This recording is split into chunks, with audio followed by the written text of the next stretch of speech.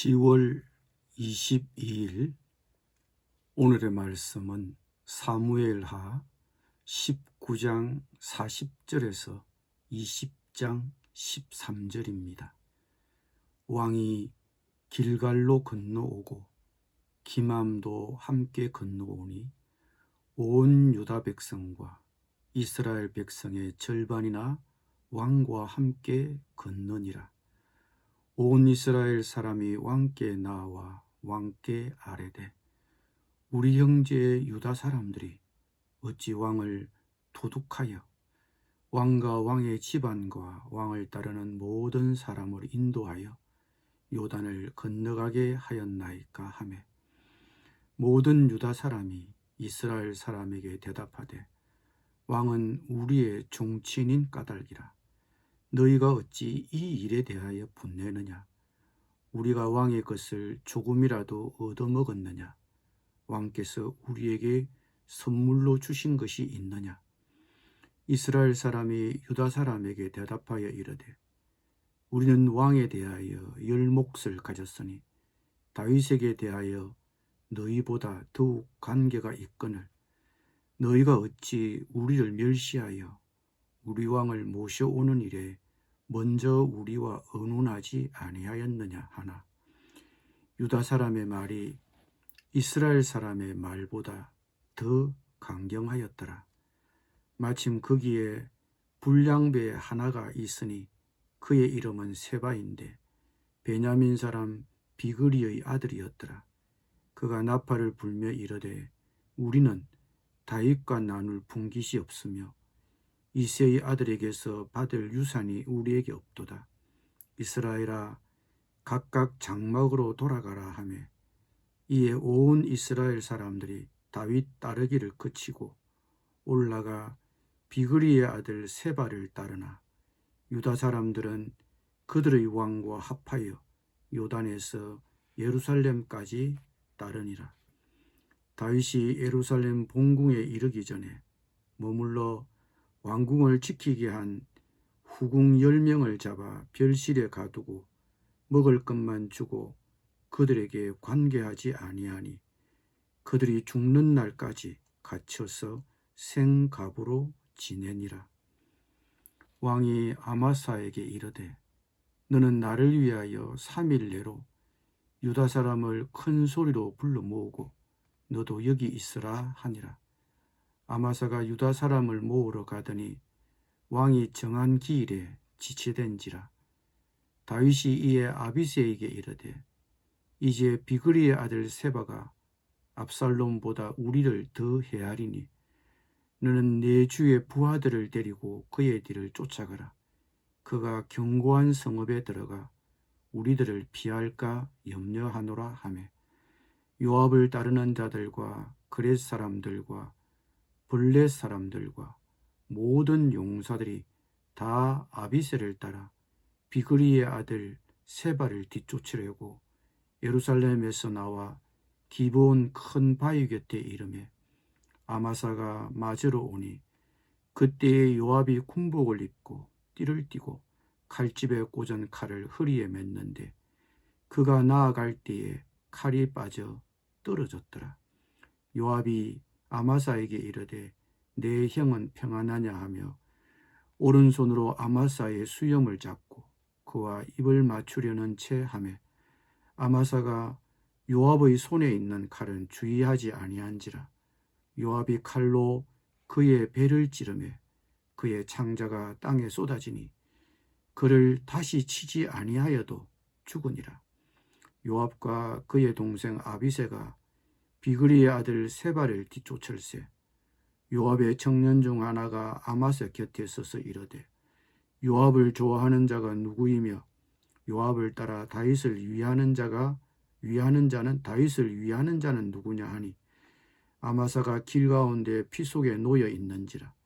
그 청년이 모든 백성이 서 있는 것을 보고 아마사를 큰 길에서부터 밭으로 옮겼으나 거기에 이르는 자도 다 멈추어 서는 것을 보고 옷을 그 위에 덮으니라. 아마사를 큰 길에서 옮겨가매 사람들이 다 요압을 따라 비그리의 아들 세바를 뒤쫓아 가니라. 아멘.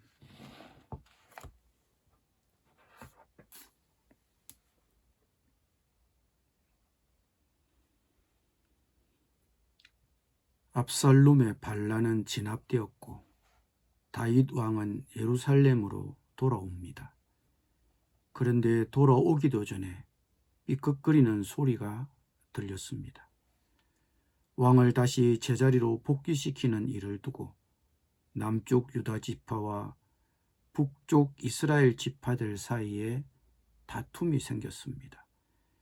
다윗이 돌아오자 남북이 서로 다윗이 우리 왕이라고 우기면서 경쟁을 했습니다. 서로 다윗과의 특별한 관계를 내세우면서 심하게 다투었습니다. 다윗이 예루살렘으로 복귀하는 그 영광스러운 순간에 다윗 왕에 대한 권리를 누가 더 갖고 있는지를 놓고 따진 것입니다. 처음에는 남쪽 유다 지파 사람들이 북쪽 이스라엘 지파 사람들을 좀 이기는 것처럼 보였습니다. 그러자 북쪽 사람들 중에 한 사람이 양각 나팔을 불며 나섰습니다. 그의 이름이 세바였습니다. 그는 이스라엘 지파를 향하여 더 이상 다윗의 통치를 받지 말자고 했습니다. 우리가 만약 이 체제에서 남쪽과 동등하게 대우를 받을 수 없다면 우리는 이 체제를 떠나자는 것입니다. 북쪽 사람들을 선동한 이 사람 세바는 베냐민 사람입니다. 즉 옛 왕이었던 사울 지파의 사람으로 다윗에게 마지못해 충성하던 사람들이었습니다. 그의 선동적 연설은 남북이 하나 되어 다윗 왕을 맞아들이는 일에 찬물을 끼얹었습니다. 남북 간의 분쟁이 다시 재현될 조짐을 보인 것입니다. 세바의 선동적 연설을 들은 북쪽 사람들은 안 그래도 마음이 상했던 차에 그냥 자기들 집으로 돌아가 버렸습니다. 남북이 하나가 되지 못하고 압살롬의 반역 이후에 북쪽 사람들이 떨어져 나간 것입니다. 세바의 반란은 어쩌면 압살롬의 반란만큼이나 다윗에게는 심각한 위협이 되었을 것입니다. 다윗은 새로 임명한 군사령관 아마사에게 군대를 소집하여 3일 만에 세바의 반란군을 추격할 수 있도록 준비하라고 명령했습니다. 그러나 아마사는 왕이 전해준 그 기간을 넘겨버리고 말았습니다. 더 기다릴 수 없게 된 다윗은 장군 아비새에게 이 임무를 맡겼습니다. 세바가 견고한 성읍에 들어가서 진지전을 펼치면 자칫 이 반란이 장기전으로 갈 위험이 있었기 때문입니다. 그런데 여기서 슬그머니 요압이 등장합니다. 요압 장군은 압살롬의 반란을 진압할 당시 압살롬을 죽이지 말라는 왕의 명령을 어기고 압살롬을 죽였습니다. 이 일로 그는 해임을 당하고 다윗은 아마사를 군사령관으로 임명했습니다. 그래서 잠시 동안 얼굴을 보이지 않았습니다. 그런데 아마사가 일을 해내지 못하고 왕이 아비새에게 임무를 맡기자 슬그머니 다시 나타납니다. 자기 동생 아비새에게 임무가 주어지자 군사를 데리고 아비새를 따라 나선 것입니다.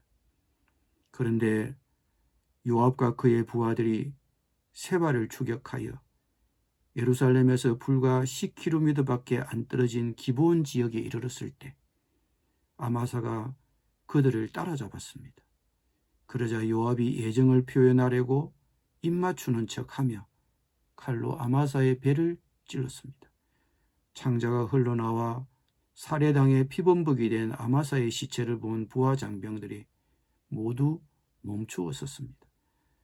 아군의 장군이 자신의 군사령관을 살해한 현장을 본 장병들은 어쩔 줄 몰라 했습니다.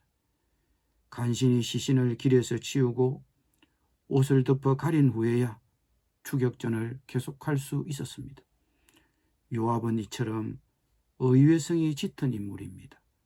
그는 어떨 땐 왕의 심중을 헤아려 우리와 같은 인물을 처리하기도 하고, 어떨 때는 왕의 명령과 관계없이 멋대로 사람을 죽이기도 합니다. 그는 자기 길에 걸거치는 사람들은 모두 죽였습니다. 새 군사령관 아마사도 그의 정적일 뿐이었습니다. 동생 아비새를 따라 나선 그에게 발람군 대장 세바가 그의 첫 공격 목표는 아니었습니다. 그의 첫 공격 목표는 그의 정적, 자기를 대신해 자기의 자리를 꿰찬 아마사였던 것입니다. 질투와 분쟁은 결국 분열을 초래합니다. 그리고 그것은 때로 보복으로 나타납니다. 다윗은 나라를 통합시키려는 정치적인 의도에서 압살롬의 군사령관이었던 아마사를 통합군 사령관으로 임용하고 자신의 명령을 어긴 요압을 해임했습니다.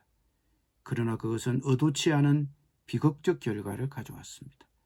아마사에 대한 요압의 시기와 질투심은 결국 보복을 가하게 했습니다. 내게는 질투와 보복 심리는 없습니까? 기도드리겠습니다. 주님, 질투와 분쟁으로 서로 마음이 나뉘어지지 않도록 우리의 마음을 하나 되게 하여 주옵소서. 내게는 질투가 없는지 살펴보게 하여 주시고 보복하려는 마음을 버리게 하여 주옵소서. 예수님의 이름으로 기도드립니다. 아멘.